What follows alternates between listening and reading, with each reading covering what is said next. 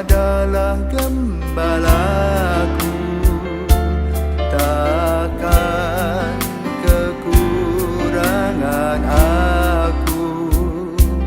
Ia membaringkan aku di padang berumput hijau. Saudara-saudari yang terkasih, selamat pagi. Salam jumpa lagi dalam Sabda Siap Saji Jumat 18 November 2022, hari biasa pekan ke-33. Marilah kita berdoa dalam nama Bapa, Putra, dan Roh Kudus. Amin. Allah Bapa yang Maha Mulia, Engkau telah menurunkan sabda keselamatan kepada kami, yaitu Yesus Kristus Putramu terkasih. Semoga tingkah laku kami melambangkan hormat, bakti, dan syukur kami atas kemurahan hati-Mu yang selalu menghidupi kami. Dengan pengantaraan Tuhan kami, Yesus Kristus Putramu yang hidup dan berkuasa bersama Dikau dalam persatuan Roh Kudus Allah sepanjang segala masa. Amin. Tuhan bersamamu dan bersama rohmu. Inilah Injil Yesus Kristus menurut Lukas, dimuliakanlah Tuhan. Pada waktu itu Yesus tiba di Yerusalem dan masuk ke bait Allah. Maka mulailah ia mengusir semua pedagang di situ. Ia berkata, ada tertulis, rumahku adalah rumah doa. Tetapi kalian telah menjadikannya sarana penyamun. Tiap-tiap hari Yesus mengajar di bait Allah. Para imam kepala dan ahli Taurat serta orang-orang terkemuka bangsa Israel berusaha membinasakan Yesus, tetapi mereka tidak tahu bagaimana harus melakukannya, sebab seluruh rakyat terpikat kepadanya dan ingin mendengarkan Dia. Demikianlah sabda Tuhan, terpujilah Kristus. Saudaraku terkasih, di Bali baru saja KTT G20 ditutup tanggal 17, tentu dengan hasil yang diharapkan. Ada nota-nota, catatan yang berkaitan dengan perubahan iklim, kemudian ekonomi dan perdagangan, lalu juga keuangan yang berkaitan dengan digitalisasi dan modernisasi secara teknologis.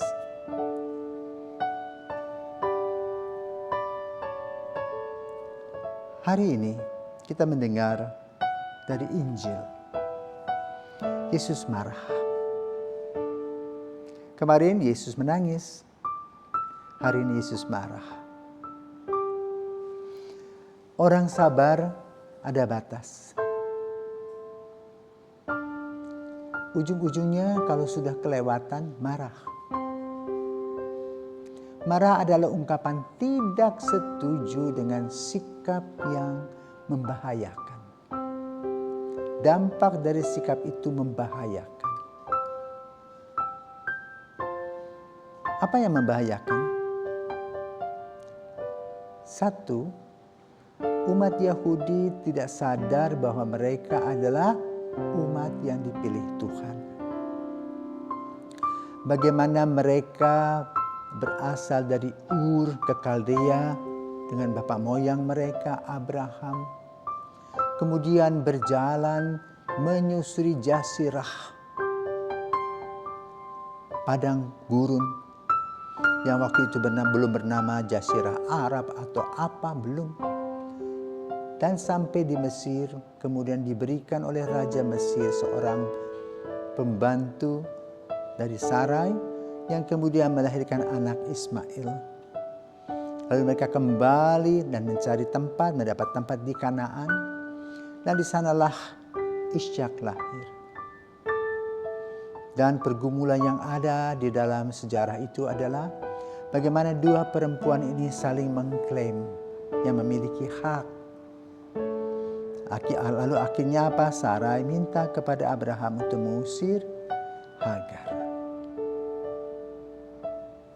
Kemudian Hagar pun dengan Ismail bertumbuh dan berkembang menjadi keturunan Ismail atau Arab.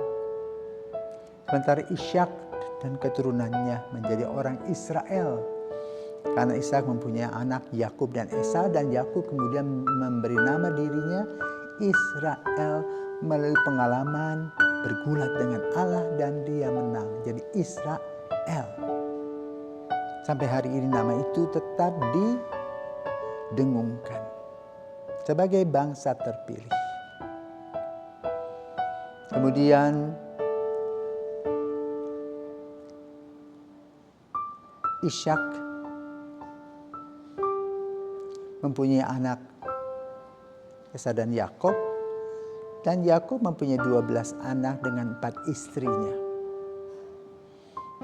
Dan satu anak yaitu Yusuf dijual oleh kakak-kakaknya. Sementara Ruben yang meminta kepada adik tirinya jangan membunuh Yusuf itu, tapi dijual saja ke Mesir. Maka dijuallah Yusuf ke Mesir kepada bangsa Ismail, dan dia mempunyai pengalaman pahit di mana dia sebagai pria yang tampan, istri Potifar ingin menikmati ketampanannya, tetapi dia tidak mau. Akhirnya Yusuf dipenjarakan. Beberapa waktu Tuhan memberikan kepadanya karisma untuk menerjemahkan mimpi. Maka kemudian Yusuf keluar dari penjara dan menjadi raja muda, dan kemudian membereskan pertanian dan melahirkan kekayaan di Mesir. Maka Israel mendengar tentang situasi itu, lalu menyuruh anak-anaknya mencari gandum untuk hidup mereka. Kalau kita membaca kitab Keluaran itu luar biasa. Gimana Yusuf ini hebat. Nah, lalu mereka kemudian datang ke sana. Setelah sang ayah meninggal, dihantarlah ke tanah, ke Galilea, ke Kanaan, dan mereka kembali ke Mesir, tinggal di Mesir. Beranak pinak. Kemudian terjadilah penjajahan. 350 tahun mereka dijajah, diperbudak oleh orang-orang Mesir. Maka kemudian lahirlah Musa. Musa lah yang kemudian membawa umat Israel dari Mesir melalui Laut Tebrau menuju tanah terjanji.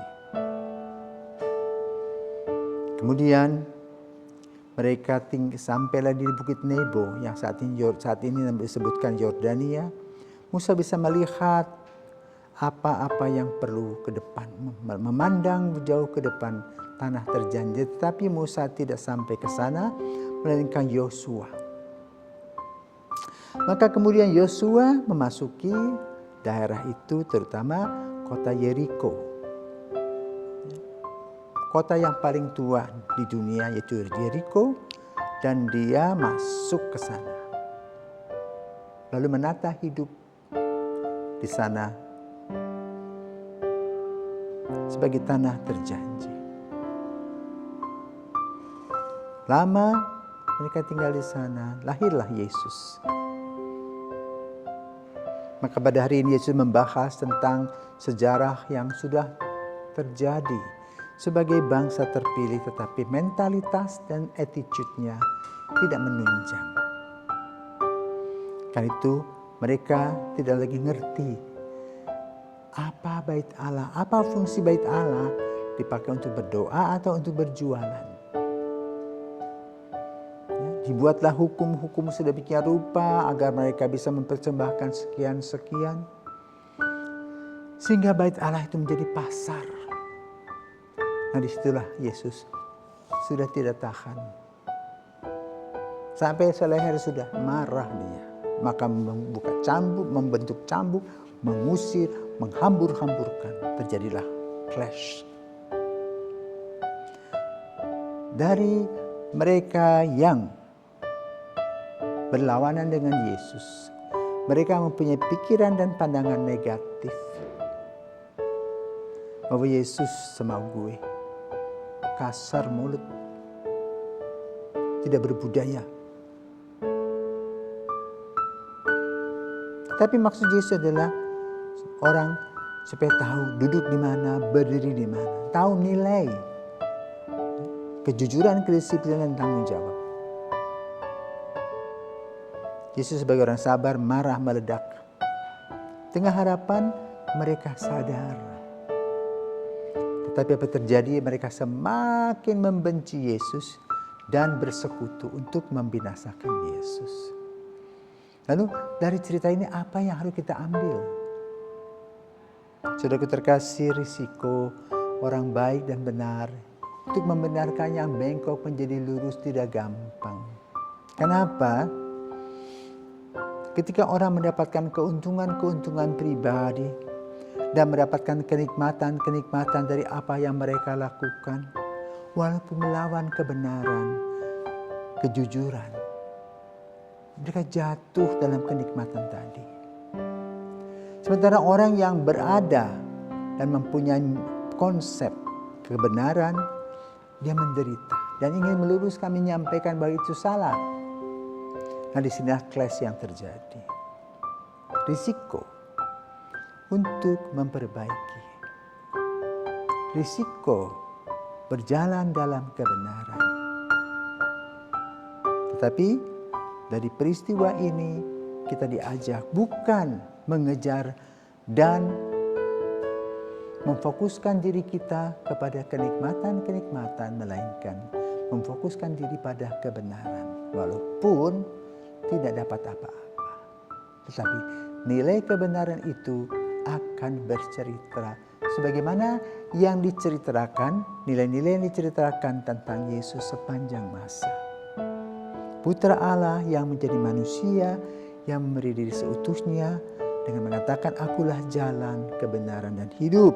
Semoga kita semua yang diundang oleh Yesus menjadi pengikutnya berani mengikuti apa yang dikatakan oleh Yesus. Ikutilah aku, akulah jalan, kebenaran, dan hidup. Selamat pagi, Tuhan memberkati.